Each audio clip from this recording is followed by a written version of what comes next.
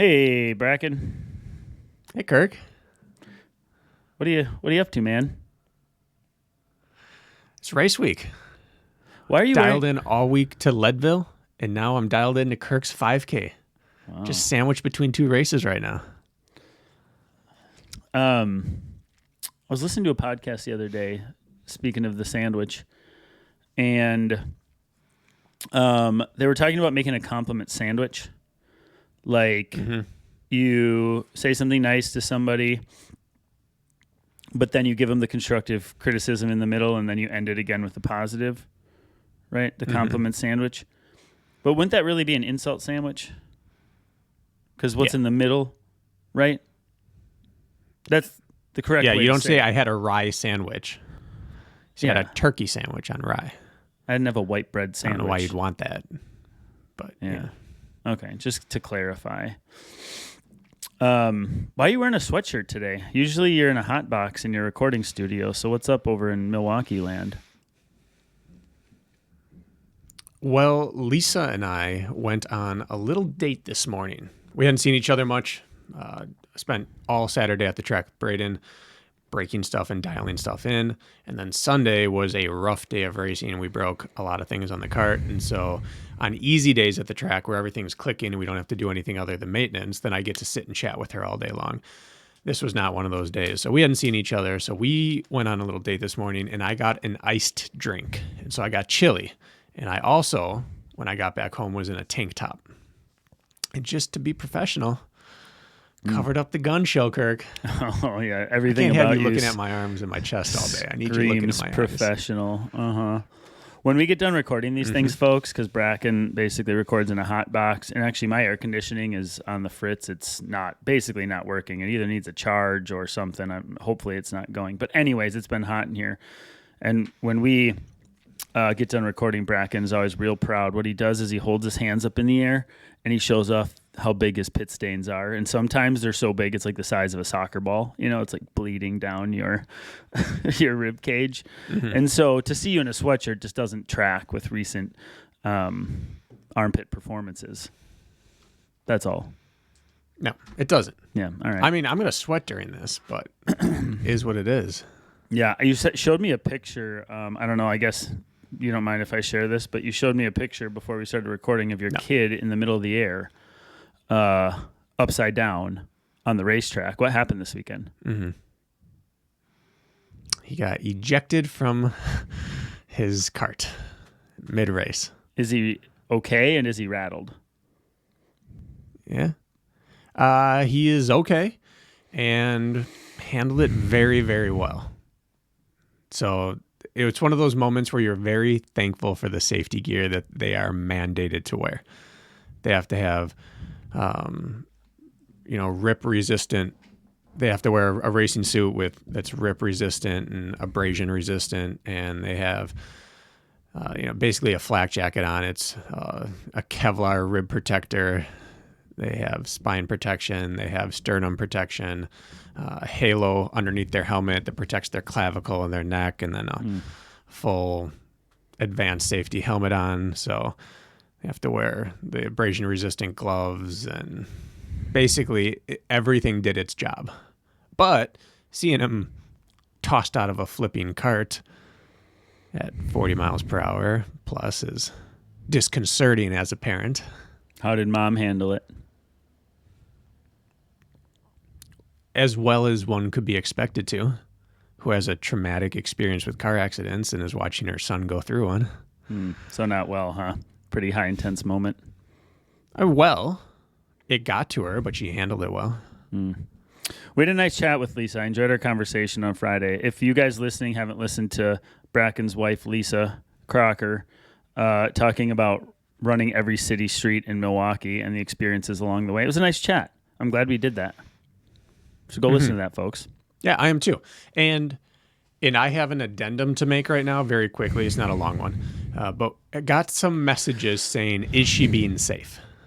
Because you asked, what does being safe look like? And she kind of gave it some broad strokes of make eye contact, be confident, check the crime map kind of thing. But there were some other things that she didn't get into that was part of her daily routine. And actually, this is I guess a second aside is that watching this was like watching someone plan an ultra in terms of doing course recon and mapping everything out and strategizing. She did that every single day for 3 years. I had 4 different apps that she used every single day to plan out what was going to happen and where and why and all that. So if and when I ever do stage racing or something long, she's going to be very good at managing the logistics here. Yeah. But a couple of things that she did for safety that she didn't talk about that were most effective is she talked how she had her neighborhoods ranked from most dangerous to least dangerous. And any single time we got bad weather, she instantly went to one of the bad neighborhoods and checked it off. Oh. If there was a driving rainstorm, she went and ran that. If we got a snowstorm, she went and ran that. If it was below 0, she'd go to the bad ones. Because as you track crime happens about the same time of day and night each day, and it happens in nice weather. And the worse the weather is, the least likely it is, or the less likely it is that people are outside doing anything naughty. So driving rainstorm, 0 shootings that day in Milwaukee. 0 degrees out, -10 with wind chill. There's not any shootings outside. In a house, there might be. So that was one of the biggest things that she checked off the vast majority of dangerous neighborhoods in really bad weather conditions.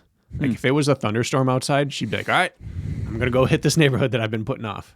So that was one of the big things she did. And that we didn't get to, but it was, I thought, a genius move. That is, yeah. She probably that one got lost in the shuffle of our conversation. Yeah. A little bit. Okay. You got some messages about that. We did get a message or two about, Nikki Hiltz. Speaking of messages and referring to Nikki Hiltz as a she or a her instead of a they or a them. We're not perfect. We respect and do our best with that situation, right? Nothing is intentional if we are misgendering at all in our conversations, right? Just it goes without saying, but we'll do our best in the future. Is that fair enough to say, Brakken, with that? Yeah, it's one thing in daily conversation. It's another in the middle of being live on air. It's really hard to get things right. This isn't justifying, but we get stats wrong on here all the time. Or we call Bekele Gebrselassie or mix up 2 of the, like we couldn't think of if Laura Muir took 3rd or 5th in the Olympics. Like as soon as there's something weird about being live, like not all your facts are always available to you. And the things you're most comfortable with and have the most reps at are the things you get right. And we have the least amount of reps, referring to Nikki as they. So it's certainly not out of malice. The fact that we're trying to get it right should just tell you that we're on Team Nikki. Yeah. She was my pick to, they were my pick to get a medal at the Olympics. I love the way Nikki races. So it's just a work in progress, and you have to bear with us and just take solace in the fact that if we weren't with the community, we wouldn't be making the attempt. Yeah. But we're going to stumble, and it's just out of nothing but lack of reps. Yeah. Yeah. I'm a big fan of Nikki. Somebody sent me a screenshot. I think it was back in 2020 or 2021. I think that's when it was. Oh my God, the commentator. Why am I blanking on her name? Kara Goucher. When Kara was, accidentally said she or her on a live broadcast, and the forum light up on it was, astounding. Yeah. It was so brutal, and on both sides actually. But it was just, I don't know why somebody sent that, because I think they realized that we were misspeaking and so wanted to enlighten me on the potential backlash. And it was awful, actually. The underbelly of the internet. Yeah, it was tough. So, and Kara hasn't missed since. Kara is lights out. You know that she took her time and got the reps in and had to have been practicing over and over and over, because Kara does not miss a pronoun now. And Kara is probably my favorite commentator in the sense, like Kara is insightful. She's invigorated. She's very knowledgeable. She's well-spoken. She doesn't fill the air with fluff. She's to the point, yet elaborates when it should be necessary. I really like Kara's commentating. And then we also, and then we'll get into today's topic, we also got the most interesting review on our podcast last week, and I cannot Yes. make sense of this thing whatsoever. So I don't know why every month or so I talked with him about it. You did? Okay, so what happened? And I'll read it. And we're not trying to focus on negative here. It's just interesting, noteworthy stuff, right? And the reviews... Because we want to get to the bottom of this. I'm truly perplexed. Okay. The review goes as stated. Heather Coos 1193. Sorry, Heather Coos, calling you out. It says, lost a lot of respect. 2 stars. It says, that's the review. And it says, lost a lot of respect for you guys when you repped VJ Jones. Dude's pretty politically maligned, and it hurt to hear that from you guys. And I sent you that screenshot in the morning last week, and I was like, there isn't one word in here I can even understand where it came from or why this is a review that's been written about us. And then you sent it to VJ, and apparently you talked to him about it. I don't get it. Yeah. What am I missing? Yeah, because we do reference VJ Jones from time to time on here, and he's been a guest at least 3 times. Yeah. If not 4 on here, and he's a buddy of ours, and we like him. And I'm okay with people understanding that I have friends who may be bad people. I'm not saying VJ is, because he's not. But I believe you can be friends with people who aren't great humans, because if you bailed out on everybody who did something you didn't agree with, A, you'd have no one left, and B, how are you helping them grow at all? Right, and an like example you bail of when that they need would you be most. So anyways, I'm okay. An example of that would be when we had Kevin Gelati on. He's a polarizing individual, right? And we just wanted to hear what Kevin had to say. You make your decision, and we got a good bit of messages saying it was, in bad taste to have him on and didn't align with our moral compass or whatever. But it was like, the guest, you can make the decision yourself. But like those would be examples of how guests could negatively impact people's views on us. But VJ Jones, I don't know how he would be one of those, but continue. So anyway, I was trying to figure out, like, is he one of those people that some people have, he's done something that would just stand out as he is not a good person to someone? Which, okay, I'm still okay being friends with someone like that. Like, I don't have to support their actions you're to friends support with me. them as a human. But I don't get that from VJ. So, and he's like, he said, I don't like politics and I don't care about it. So I don't really know. I don't think I've ever said anything. And so he was trying to figure it out. And so we have 2 theories. Okay, what are the theories? First of all, I also do want to say, I think that listening to you and I, no one would have any idea if we belonged to a political party, and if we did, what it was. Yeah, I'm fairly certain no one has any idea what our political leanings are, intentionally. And it'll stay that way. Yeah, it's going to stay that way for sure. Continue. Right. Yeah. So no matter what anyone said, it doesn't align with us necessarily. But he and I have 2 guesses. The first one is probably the most logical, which is VJ is a happy-go-lucky talker. Like, he'll just say funny things on interviews because he's comfortable on the mic. And our guess is that either he went on Matt B. Davis's show or somewhere like that, and they were riffing, and he said something that was totally sarcastic or tongue-in-cheek, and someone took it as gospel and attributed that to him. Yeah. And then when they heard us reference him, it was, oh, he stands for that, and you stand with him, so you stand for that. I'm hurt by that. Okay. But the more exciting one is the one he referenced in his story, is that they heard the name VJ Jones and thought Alex Jones. Right. I heard him say something about that, but I don't know the details about what Alex Jones said or did. Well, Alex Jones is that online kind of hate monger. Is maybe as close as I get to a political statement. He was the one who is a Sandy Hook school shooting massacre denier. He's a conspiracy theorist. He's just very extreme in his political stances. Sure. And he is someone that I could very easily see someone saying, how dare you align with him? Because he's done some pretty hurtful things. I think he lost $1 billion settlement in the Sandy Hook because he was ruining people's lives. But if they heard VJ Jones and thought Alex Jones, that makes sense and is also unintentionally hilarious. But Heather, if you're listening, or whoever wrote that is using that username, send us a private message and then just please explain what you were thinking. We're not going to defend ourselves because we didn't say it. So we're just truly curious what malign stances we are unintentionally repping. Listen, because it's like this mystery now. We have to get to the bottom of it. We have to know. It's like we didn't know who San Diego Joey was forever, and then we got to the bottom of it, and our world opened up. San Diego Joey. It could be as simple as that. San Diego Joey turned out to not be San Diego. He was, in fact, a man, and it was San Diego. Yeah. We can't read. We cannot. We're men. We're Neanderthals. When it's said and done, sometimes we miss things. So, all right. I don't think today's going to be a terribly long episode, but one that I think people need to hear.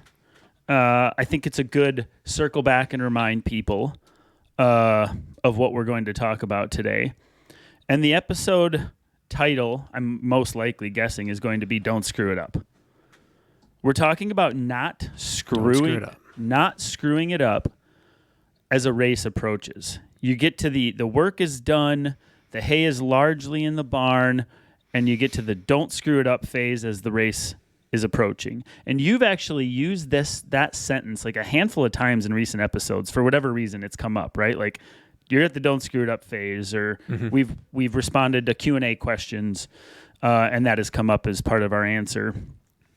And so I've been thinking about this, and if you've been listening recently, you'll know I'm taking a crack at the 5K on Friday. I'm hoping to go sub 15 minutes. That is my A goal. And I'm at the don't screw it up phase. And so the don't screw it up phase has been part of my day-to-day training decision and thought process since in fact, all last week and now this week. So 2 weeks of don't screw it up, honestly.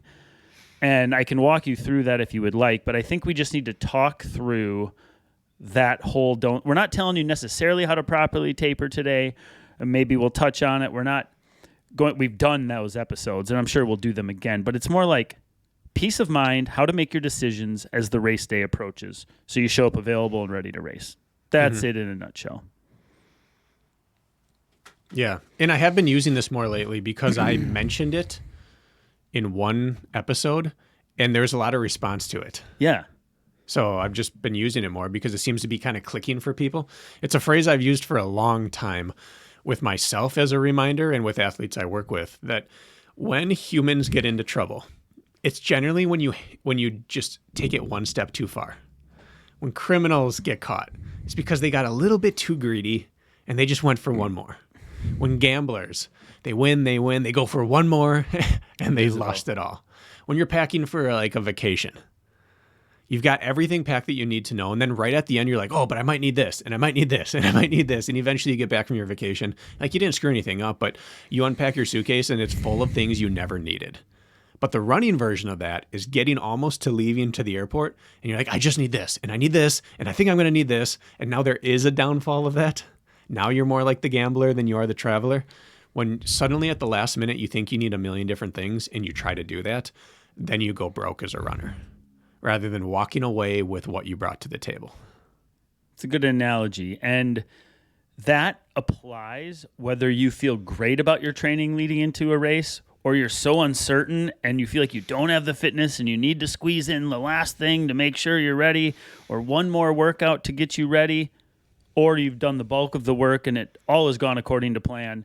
It doesn't, you cannot discriminate whether you're one athlete or the other. It's still the don't screw it up phase. Because you're out of shape and building towards a race and it's 5 days out doesn't mean you need to hit one last magical session that's going to have you ready for race day. Human physiology doesn't work that way.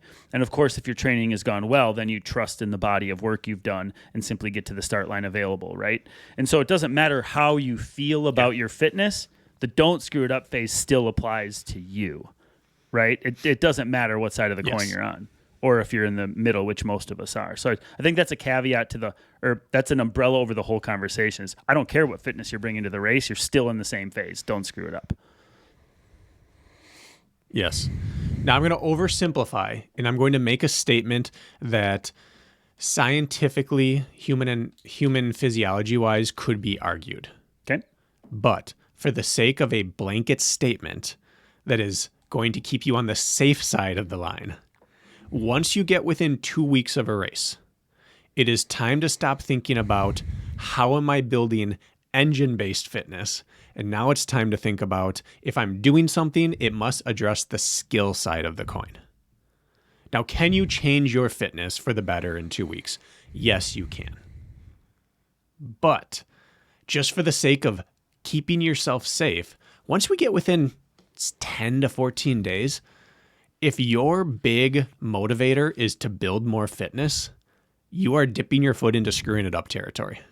Because it has to be done so perfectly to get it right that you reap the benefit in less than 14 days and recover and arrive healthy, that if you're 10 to 14 days out and you're trying to convince yourself that you're not ready fitness-wise, then the thing you need to change is your goal or your execution in the race, not your training.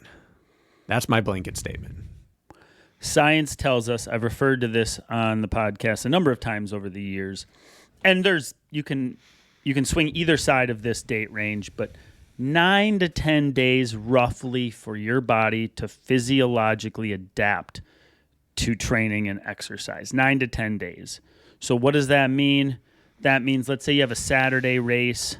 Maybe, just maybe, the session you did Tuesday the week prior, you may take stimulus, adapt or recover, and then adapt from in time for it to impact your race, 9 or 10 days later.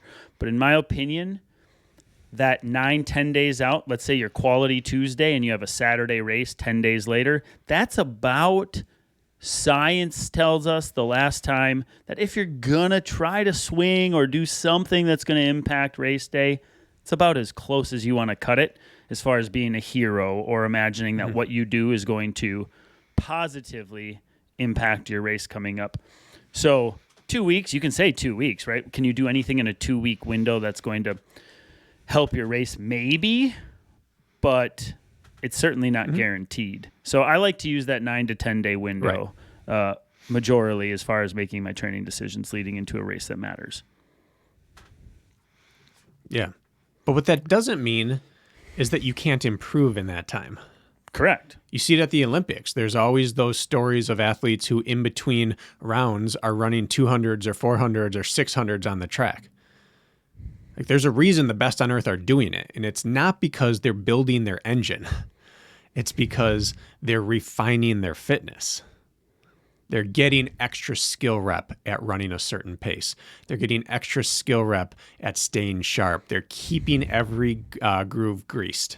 They're keeping everything primed. They're making sure nothing atrophies. There's a lot of work you can do in the last 10 days. You can do that all the way up to 2 days beforehand. Sure, absolutely. But you're not doing workouts that are risky. You are focusing more on the skill side and the maintenance side rather than the building side.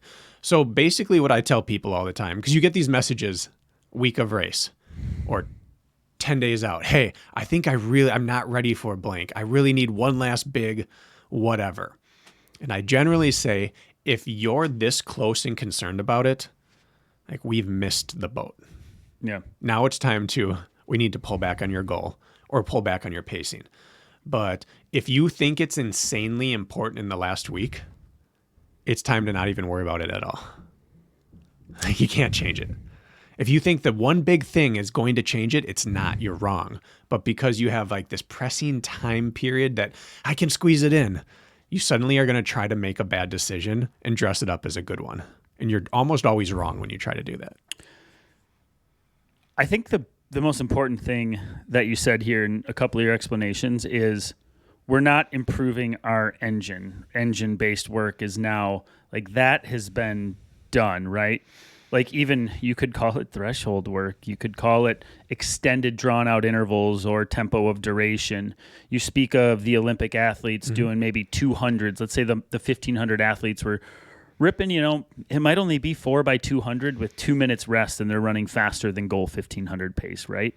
Well, at the level those athletes are trained, that is minimally damaging. It's lots of recovery, and all it is opening neurological and biomechanical pathways so that when the gun goes off on race day, they go right into a stride that is familiar to them. But they haven't taken systemic damage. You want to take that workout and make it screwing it up. You now do 16x200 with 45 seconds rest, and you extend it out, shorten the recovery. Now suddenly we've created systemic and metabolic damage. But what these athletes are doing is literally just keeping, it's like running your car, turning it on every day, going for a drive around the block so that every time you turn it on, everything's working well and you can just get on down the road without worries. That's really the don't screw it up phase. Touch gears, right? Make them familiar to you without extending that work over duration, which causes underlying duress, right? And so that's how I look at the lead-in to the race is you're touching systems, but by no means are you reaching for anything at any point. What does that mean? Yeah. Let's say you're a 8 or 9 RPE guy or girl on your quality sessions. Whatever that means, I don't even care to you. Subjective.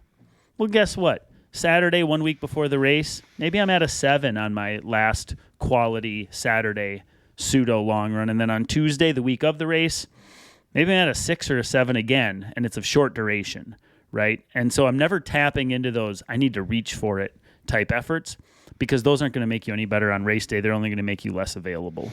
So I like to look at it that way as well. Yeah. When I was in college, we obviously were middle distance runners. We were on 800 meters, 1,500 meters. And at the end of the season, it's time to qualify for championships and do well at championships. And we'd always have this peaking stretch. And I greatly misunderstood what we were trying to do because I greatly misunderstood the concept of peaking. I thought that what we were doing is hitting insane workouts and going really easy in between the workouts. We would peak our performance and then we'd rest in between and we'd get sharp. And that's how I approached the workouts.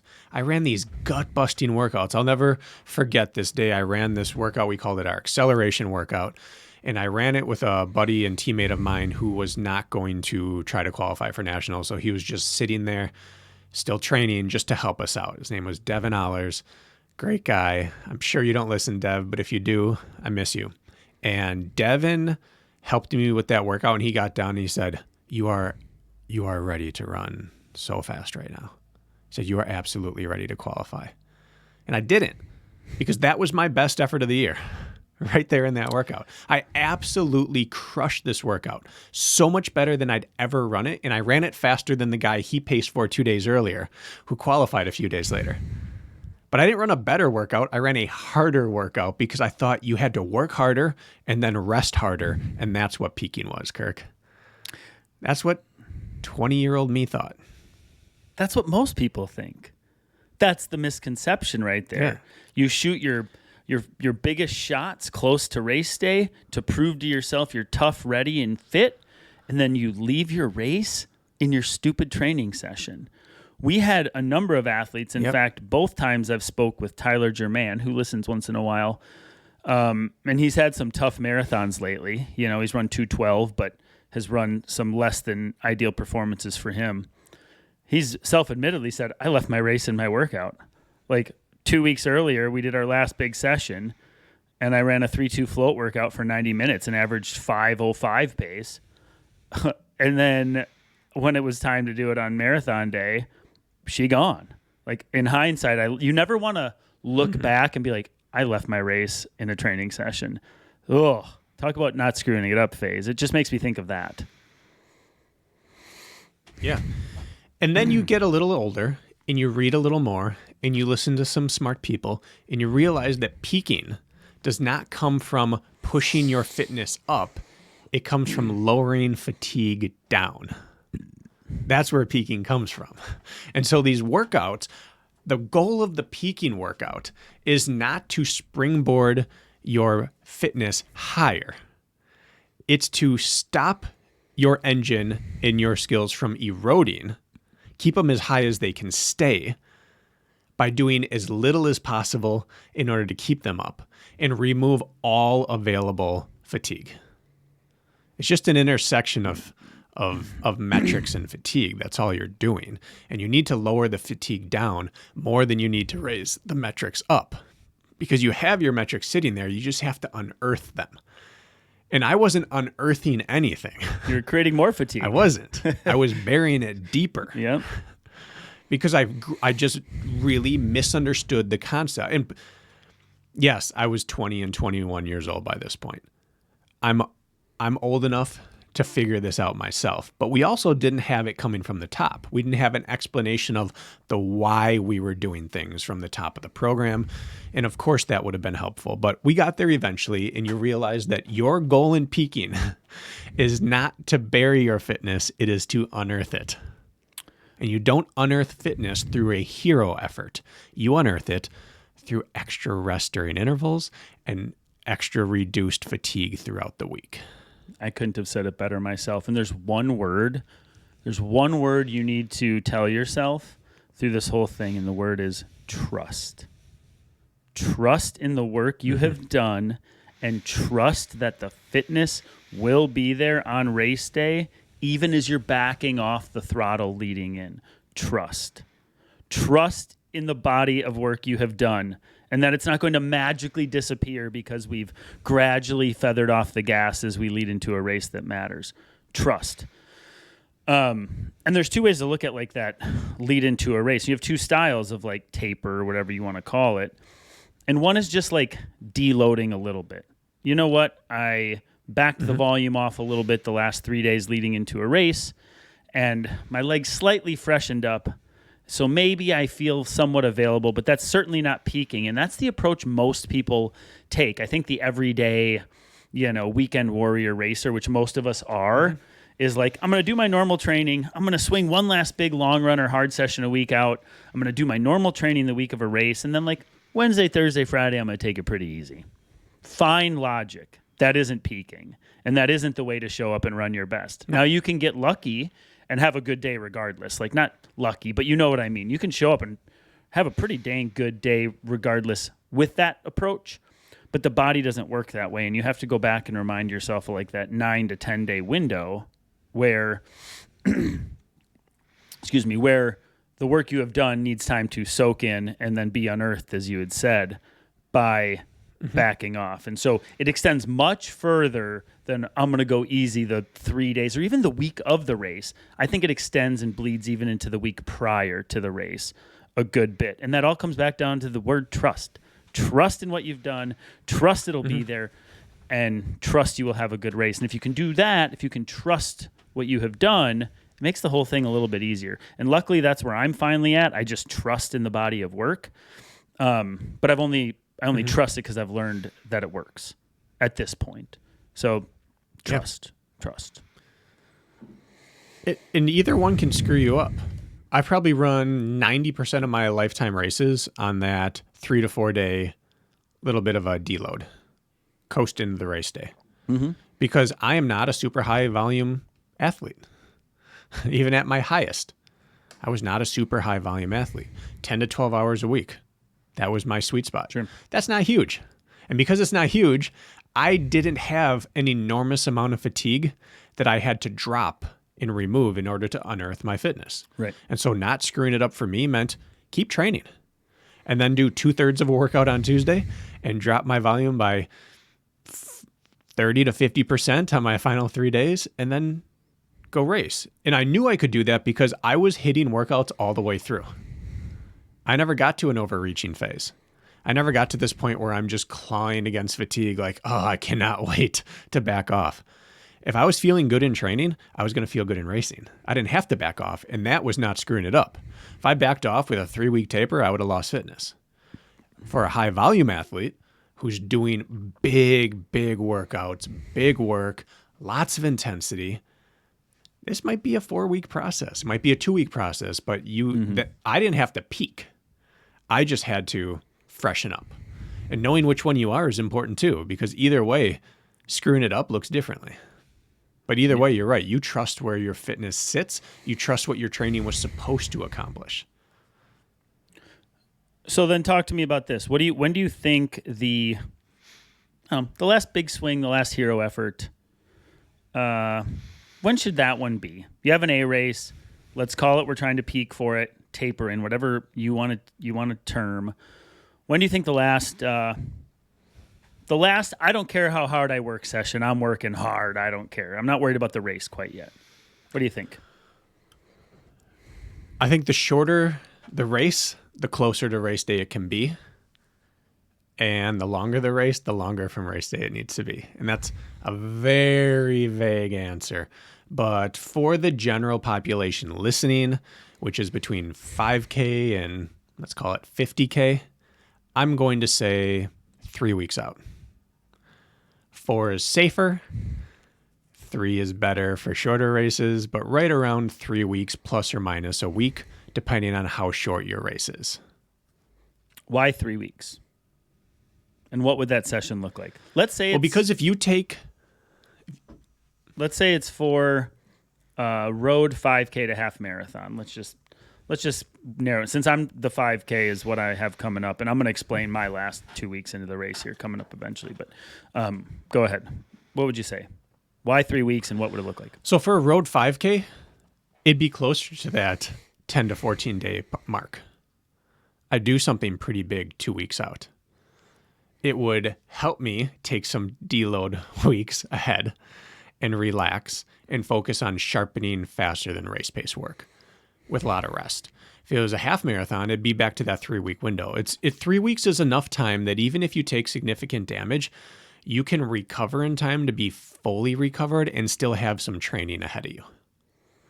Whereas, and if there's vert involved, if you take a downhill pounding, there are times where it's not fully out of your legs in 2 weeks. Mm-hmm. 2 weeks is really a safe window for a lot of things, but for real intense damage, it's not always enough. Even if you get to the point where you feel recovered, when you go to do that same thing again, you realize you're not. You'll feel great on the flats or the ups, and then as you hit your downhill and you realize my downhill is slightly behind or significantly behind where I thought it was. Mm-hmm. So 3 weeks is safer than 2, because if we built correctly, you don't need these last minute hero workouts. 3 weeks versus 2 is not going to matter to your fitness. It's only going to matter to your mind. 3 weeks I agree with, especially the longer races.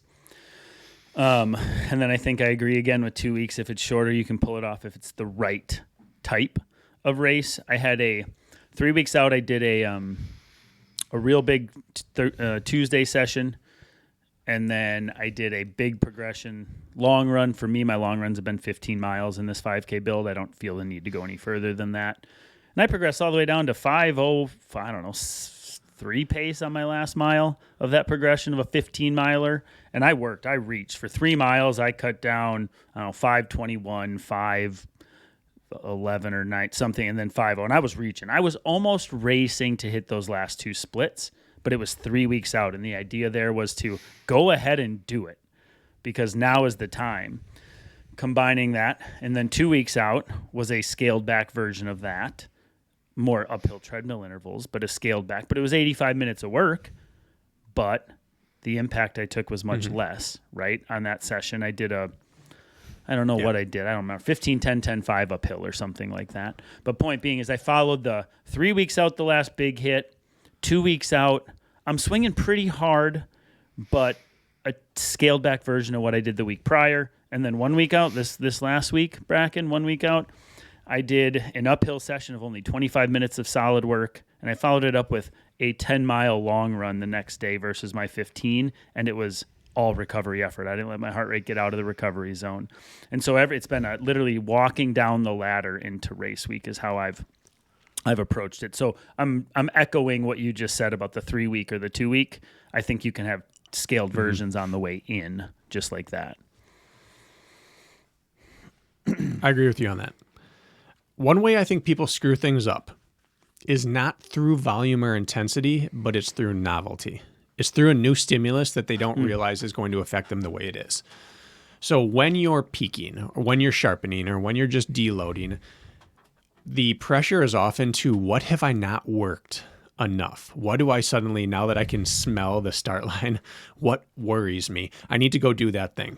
Sure. But that thing should be more of, or faster than, or just, again, doing something you've already done a version of. Like if you've been working 5K speed this whole time and you want to get sharper and you're like, the best way I can run more efficiently at 4:40 pace is to run at 4:10 pace. 4:10 pace might be so drastically different that even though the volume of work isn't high, it does something to you. You tweak a calf, you tweak an Achilles, or you're just sore, or your plantar fascia flares up. But going from 440 to 430 or 425, it's close enough to what you were doing that it's really just more of what you were doing. You're not doing something so drastically different that you're going to shock your system in a bad way. If you've been running downhills this whole time steady, it's not time to suddenly, I'm going to get my last big effort by ripping the downhill as fast as I can. No, you need to have been running hard the whole time to run harder now. You can't run slow the whole time, get a huge volume of it, and then just rip right before. You're going to have a system shock that you have to overcome. So people screw it up oftentimes by doing a very manageable load of work, but the type of work that they're not used to doing, because it's going to round out their fitness. And instead, it just rounds out their pain, rounds out their damage. That's not the side of the equation you want to hit. Yeah, too many standard deviations faster than what the race there is requiring coming up, I think, is what you're describing. Yep. Running at goal or intended pace, which I like, 1 notch faster, which you talked, but not 2 or 3 notches. It's not time to go rip 200s, or if you're an ultra runner, it's not time to go rip mile repeats that are insanely faster than what the race is going to require. Standard deviation faster. I'm going to go try to run 430 pace for a workout, so 440 pace, 445 pace feels just more comfortable, but I'm not costing myself much by running 430 pace, and that way I still show up available. I think that 1 standard deviation on the pace scale faster is where you draw the line when you get within the 10 days of a race that matters. Yeah.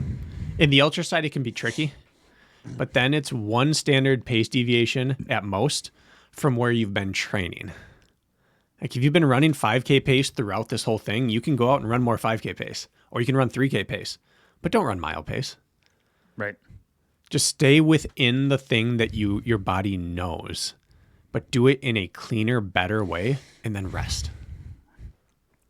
People focus on the stimulus when they should be focusing on the reduction of fatigue. The stimulus is for the training. Training's done. Now the thing to focus on is a reduction of all the bad parts, not of what stimulus can we add to make us better. And that's how you avoid screwing it up is you don't search for a new stimulus. That ship has sailed. If you're a week out, 2 weeks out, and you're like, what I really need now is to feel how this race is going to feel. Like, nope. You should have raced last week. You should have done a big effort the week before. You don't get to feel it now. Now you just need to get better at feeling of doing the act of it really fresh. But you don't get to feel the last lap yet. You need to save that for race day. That's exactly what my approach is for this 5K. I don't know what's going to happen after I get to 1.5 miles. I don't know how it's going to feel or what it's going to be required of me, but I want it to be a bit of a mystery. I don't want to know because I felt it 3 days ago. At this point, it should feel like a distant memory the last time I felt that way in a training session. And you're almost like, if things go according to plan, it's going to be there as it needs to be. But I certainly don't want to have to run a workout that confirms it within 2 weeks. You don't want to burn your match before the race even starts. And that's what happens is if you're going to go out and nail your race, you're going to burn that match that you hope and plan on being there. But you don't want to burn that match a week out to confirm what it feels like and that you're tough enough. Save that for after the gun goes off. Yeah. My motto with this, I used this with an athlete the other week who wanted to know what the back half, getting ready to run a 1 mile race. So I just really want to know what the start of lap 4 is going to feel like. So can we find that in training this week? We were 12 days out. I said, no, we can't. Maybe you can go run an all out 400 if you really just want to feel what it's like to be coming down the backstretch, realizing that you're losing it. Maybe maybe we could do that, but I'm not even going to recommend that. Let me start over. What you feel in the back half of a race is what you built a month or 2 ago. What we're doing now is what we're going to feel in the first part of the race. So it doesn't when we catch you sharpen, off it's guard. going to make the first part of the race feel easy. Yes. Or at least feel comfortable. When it gets really bad, and it's not comfortable and you have to dig deep, now you are accessing the fitness you built weeks and months ago. The meat and potatoes of your training is the back half work. The sharpening is the front half work. And that's the opposite of what a lot of people think. I need to now get tough and get ready for when it gets bad. No, that engine's been built. All you can do now is make the effort feel easier initially. That's it. I very much agree. Hold on one sec. I think there's a delivery guy outside that I need to sign a package for. Hang tight. 1 second. It's exciting. It's so exciting.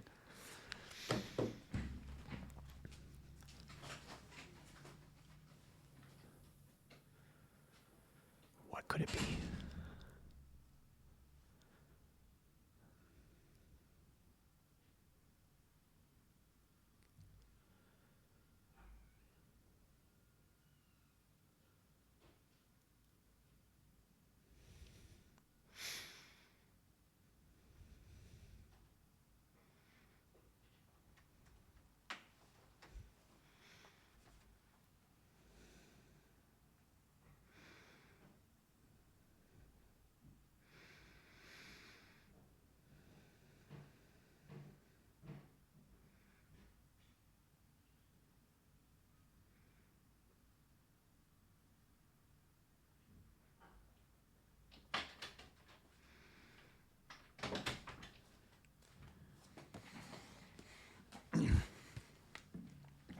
I'm back, folks.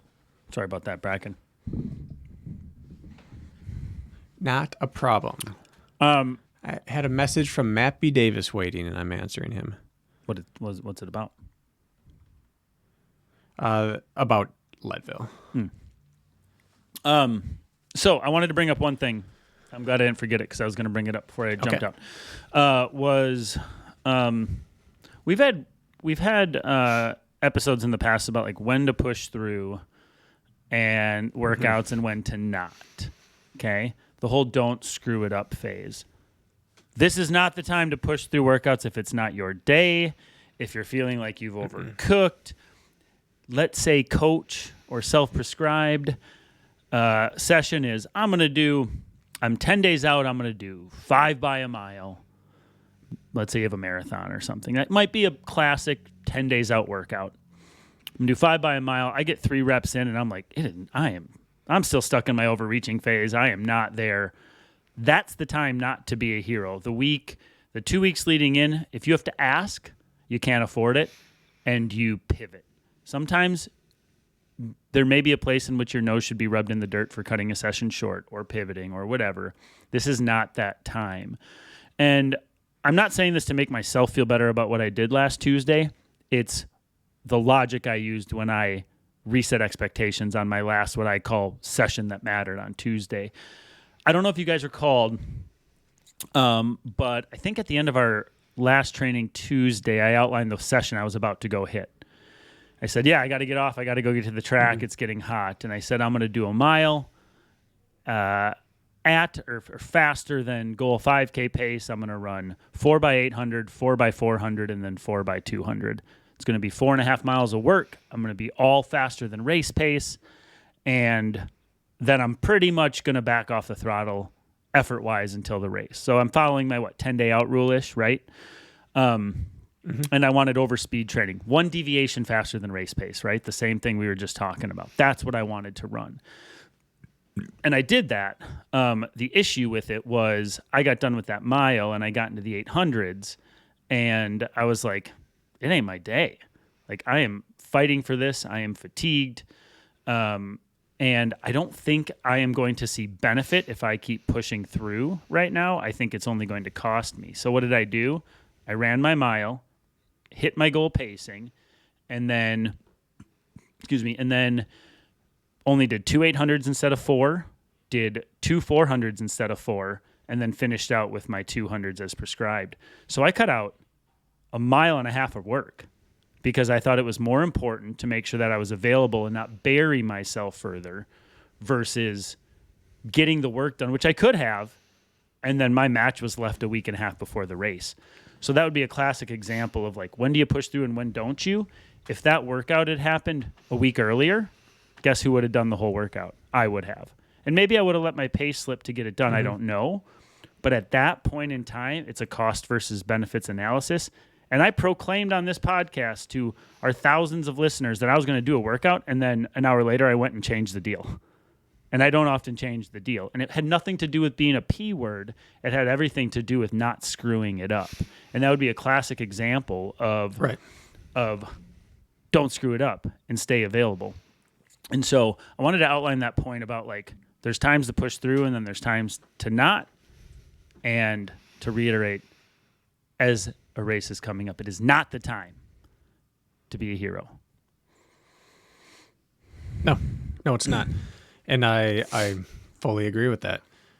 We have to remember what our purpose is. Our purpose is to unearth our fitness. Right. That can't be done by reaching further. It's done by pulling back. And so when in doubt, your gut reaction is to pull back further. That's what happens. So I want to talk about a situation we see in the sport of OCR all the time. And that is, I have my A race. Let's say it's going to be the next National Series race, which the National Series is done. It's the North American Championship, which is in Seattle. Yeah. That is the biggest race for me for the year. But there's a really cool venue I love doing that's drivable to me 2 weeks prior or the week before. Should I do this or not? It's a 10K distance or it's a half marathon distance. Am I going to be fine a week or two later? Well, let's just talk about that decision-making process. Let's say your goal in Seattle at the North American Championship is to do your absolute best. Is there a reason you should do the race 1 or 2 weeks prior? Do you have an answer for this, or are you asking me? I have an answer, but I'm asking you. So both. Yes, of course. You can absolutely justify doing a race 2 weeks prior, depending on your personal situation. A week prior, my answer is a firm no, unless it is notably shorter and notably faster than your next race coming up. There might be a situation to chalk that up as a last quality race day where you may be able to be available a week later.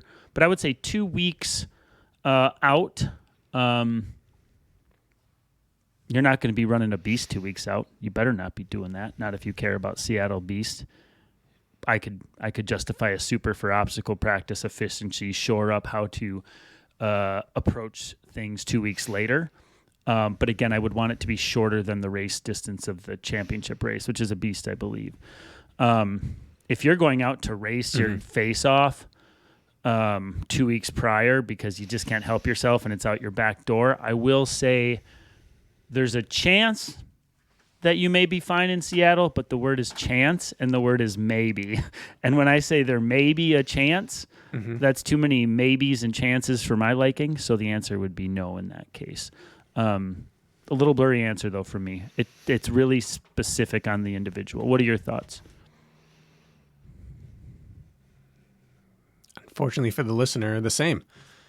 If best case scenario is that you're fine, what was the purpose? What did you get out of it? Now, right. Again, I'm answering this from the perspective of I want to do my best in Seattle, and this other one's just convenient or fun, or I want to do it. Now, if the question is, can I get away with doing both? It'd be really cool. Sure, let's go do that. But like you said, if the risk is significant and the reward is nil, best case scenario is that the risk just doesn't pan out and it's not there. And you're where you started, but you didn't have your week of training really before or after. Right. So I don't see the benefit. If we took it and converted it to time. So a 10K OCR race is usually closer to a half marathon road race in duration. Roughly. It might be a little shorter, but that's about where it stands. If you wanted to PR a half marathon in the road on the third week of the month, would you run another one the first week of the month? Not even a chance. No, of course not. Right. You might run a 5K, Yep. but you wouldn't do both. A Spartan Beast distance, 13 miles minimum, is going to take you marathon duration. The absolute fastest courses out there, I'm talking elite marathon duration, the fastest Beast courses can get one in maybe 150. Maybe there's some outliers to that, but it's generally around 2 hours. The slowest are around 3 hours to 3.5 if it's Killington. Mm-hmm. Those are marathon ranges from elite to just good. If you had to run 2 marathons in a month, would your friends recommend you do that? Or if your friend wanted to run, let's say, Chicago, and 2 weeks prior was your local marathon that's really convenient and scenic, would you say, yeah, you should go do that one 2 weeks prior. You'll recover fine. Then you can go PR your marathon. No, you wouldn't say that. But we forget about it when it's a different atypical distance or sport. We forget that the rules of the body still apply. Where best case scenario is you recover just in time and you're okay. In none of these have we said, yeah, that would make you better if you could recover in time. No, you're just going to barely scrape in at best. Well, so do not run that if your goal is peak performance. Yeah, it comes down to the saying we use quite a bit. If you have to ask, you can't afford it. And if you have to ask, the answer is no, right? It's kind of like, should I or shouldn't I? If it even crosses your mind, there's your answer, right? If there's no reticency or pause about, yeah, of course I'm going to do that. I think when it's been big efforts, I'm talking 2 hours or longer anyways, like, which can be a half marathon for most people or any other distance. And now we're kind of getting off on a side tangent, which we can move on from, but 3 weeks. It takes me 3 weeks if I'm really going to go to the well in a race of even an hour and a half, let's say 90 minutes or up. 3 weeks before I can access my GER again, before I can guarantee I can nail it. Could I nail something a week later? Mm-hmm. Maybe, possibly, I don't know. Could I nail something 2 weeks later? Maybe, possibly, I don't know. Both of those scenarios are unlikely, but 3 weeks I can get myself back to square if I'm truly going to the well in a longer race and then racing again 3 weeks later. That's the minimum time I need. What about you? Yeah, that's about it. And then you get into this weird distance. By distance, I mean duration, actually. But what's 3 weeks? It's a full recovery week. It's an ease back into it week. And then it's a start training again, but that's race week. Right. Like, not only did it take you 3 weeks to fully get over it, but you didn't really do anything but tread water in the meantime. So you're relying on all the stimulus of your month to come from that one big effort, which just isn't really efficient. So I think there are 2 exceptions to this. The first is when you say, I'm not a professional athlete. I'm just going to fill my cup. Like, yeah, I respect that. Go do that. If that gets the old Adam Stokebirds chirping, then go let them chirp. Yep. Yeah, absolutely. And then the second is, what you talked about, when the first distance is shorter. Now, would you tell someone to go run a 50K and 7 days later race a road mile as hard as you could in PR? Only if I didn't like that person. I would tell them to do that. Yeah. Would you tell them to run a mile and try to PR, and then 7 days later go rip a 50K in PR? That one concerned me a little bit. Would I tell someone to do that? No, but would I say if it's important to you, I think we can do them both, yep, and be happy with it. Right. And those are extreme examples, but it shows like the concept of that. If you go shorter, the second longer race can be unaffected for the most part.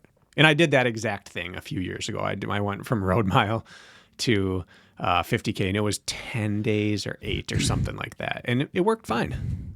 Maybe did it cost me in the last few miles when I had to dig and those same muscle groups, like upper hamstring was like maybe a little more depleted than I thought from trying to kick home in the mile. Maybe. But I felt really, really good for a long time in that race. You can run a 5K and then a half marathon. You do not want to run a half marathon and then a 5K. Yeah. I think just anything shorter, faster, and more stingy before is safer, and anything longer, duller, and more grindy before is less safe, we will call it, as far as impacting whatever you have coming up next. And talk about not screwing it up, which is the exact, an entire topic of this conversation. Don't screw it up also means, like, aside from the training front, like, should you go out with your buddies a week prior and go, get shit-faced and expose yourself to a lot of people and then pick up a cold? Maybe the week prior. You should never expose yourself to strangers. Is that some sort of, like, nudity joke, I'm assuming? No, that's good common sense about nudity. It really is. So That doesn't go well. Yeah, you should never do that. Nor throw babies out with bathwater. We've established those two things over the years. Under any circumstance, don't throw babies out and don't expose yourself. But it's little things like that. Like, should you make social plans on a Wednesday night when you have a Saturday race and maybe get sick? Like those things about like avoiding crowds, eating well, getting your sleep. Like the don't screw it up phase also includes those things. And if you have something you really care about, those are included in the conversation as well. And that's just like a side note to the whole thing. But like Jess and I thought about like making social plans or going out to dinner and then intermingling with a bunch of people. And what did I learn? Well, my half marathon before Grandma's half marathon, or the Gary Bjorklund, we'll call it, half marathon, I had a 4-day wedding weekend around hundreds of people the weekend prior. And what happened to me? I had a miserable week. I was sick as a dog. Now that's a case I'm going to go to the wedding. I'm not going to not partake. But if I had a choice in the matter and it was something that was more flexible, don't screw it up. Like, just try your best to get to the start line available. Mm-hmm. And that also includes, like, getting your sleep and not getting sick. Now, it can happen, right? It can happen no matter how careful you are. But I think those things more and more have to be taken into consideration. You know, at least for me it is. How many times do you hear that story from an athlete or from a friend? Like, oh, it seems like I always get sick right before, like, I just get screwed over. Like, I have the worst luck. I get sick right before a big race. Like, no. Your immune system's at its lowest when you're at your highest training. Mm-hmm. That's common sense. Right. You're at your most rundown when you're at your highest peak volume and intensity. And then you come off that and you relax, and all the hours of training that you're not doing, I'm going to make up for it with a little bit of social time. I'm going to reconnect with friends. And yeah, you get sick, but it's not that you get screwed over or you have bad luck. It's that you forgot some basic understandings of how your body's going to work. Yeah. When you destroy it, you're not just destroying your cardiovascular system or your quads or your calves. Your immune system's going to take a hit as well. Yep. And then right after that, when you stack on some social agenda, it's not the universe stacking chips against you. It's just what happens. So don't screw it up. Well, and there are such thing as bad luck. Like, you cannot screw it up and still have bad luck leading in, right? Of course. But a lot of times it's like, did I bring it upon myself to get sick as a dog the week of the half marathon? Sure, I guess, right? It was a non-negotiable circumstance, and I wanted to be there, but there's no way I would have gotten sick if I wasn't around 100 people for 4 days straight in some capacity in closed, confined spaces. I probably would have maybe had a chance at breaking an hour 10 and done that, and it cost me. And so a lot of times we forget about that whole side of the don't screw it up phase. That has nothing to do with training. It has to do with your life and lifestyle and trying to figure it out. And we don't all have that luxury. Some of us work busy jobs around a lot of people, right? And that is what it is. But if you have control over those things and you care enough, you can make those decisions to play it safe, we will call it. Yeah. So my final reminder here, Kirk, is for people not just to not screw it up with all your choices, but to not screw it up with worry. Because things will inevitably go wrong on race week. And so I say this on here all the time, but you were able to get your training done throughout the entire block despite many circumstances. I got terrible sleep. I had a stressful week. I ended up having to eat crap. Still nailed my Saturday workout. Like, you've done it this whole time, you can do it again. If your flight is terrible or your hotel is setting off your allergies, or you get bad sleep, or you're too nervous to sleep, or the neighbors are keeping you, whatever happens, you don't have your specific food. You've done this before. You've hit workouts throughout this time when you weren't peaked, when you weren't rested, when you weren't dialed in. You still managed to get up and crank out some intervals the next day. So you've done it before. Why shouldn't you be able to do it again? Just because it's a race doesn't negate all your other experiences. If it did, then training wouldn't help. Right. You've had life training too. So don't screw it up by putting too much emphasis on the things that got in your way on race week. Just remind yourself, I've done it this whole time through these things. I'm going to do it again now just fine. And the last tangible, and then we're going to wrap this thing up, is just to give you some exact specifics of how I look at this personally with the amount of time I spend doing quality work leading in. My Tuesday sessions in this entire, I've had a great 2-month block of getting to like sort of focus on the 5K. It's been a lot of fun for me to go to the track every Tuesday. I am hitting 4 to 6 miles of quality on the track in the lead-in in general. And then I am hitting 40 plus minutes of quality on my second threshold session of the week in my lead-in. Last week, I only hit 3 miles of quality on the track and 25 minutes of, let's call it, threshold work for my second session. I reduced the amount of overall time last week notably, right? I cut it by like 40%. And then this week, in my last quality session, I'm going to put in 12 minutes of work. You could call it the equivalent of 2 miles of work, right? Like so much less. And we talk about gradually landing the plane, and you're just turning the dial down a little bit that 2 weeks out. And then, my Mac will soon sleep unless I plug it in. I don't have it plugged in today, Brakken, so that's our warning sign to wrap this thing up. But anyways, just slowly turn the dial down 2 weeks out, and then it's slowly dialed down again race week. And I just want to outline how that is. I'm normally doing 4 to 6 of quality. Now I'm doing 3 2 weeks out. Normally doing 40 plus minutes of threshold. Now I'm doing 20, 25, right? 2 weeks out, and then this week will be even less. And so if you just want to follow rule of thumbs, take what you've been doing and then turn down the dial 20 to 40%. Simple as that on the volume of quality you're putting in. And that goes for the long run. Normally I was doing 15-mile long runs. This last week I went 10, which by common standards has been a recovery run for me lately. I don't need that last long run to feel ready to run a 5K on a track. I trust, right? That word trust. And I just wanted to outline my process and reduction in time spent doing quality work and time spent doing long runs.